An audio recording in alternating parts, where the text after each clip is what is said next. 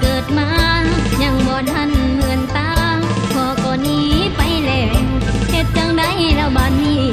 บุญบ่มีดอกคือว่าวาสนาสิเป็นห้างแต่งงานแล้วก็เลิกกันมีลูกแล้วก็เลิกกันนายเอ้ยนายเอ้ยนายเอ้ย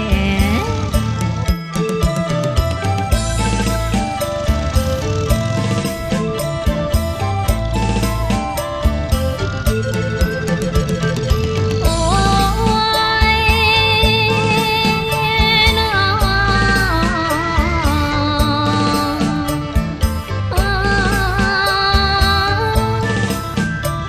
แล้วบ่า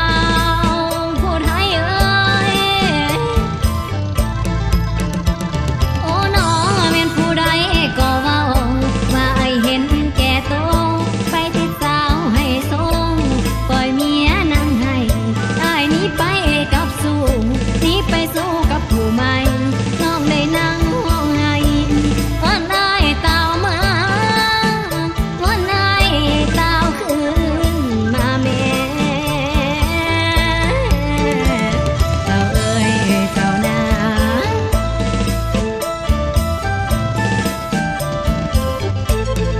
เจ็บอกเจ็บใจผัวหนีไปกับสาวดาราอายบอกกำคืนมาปล่อยเมียบ้านนา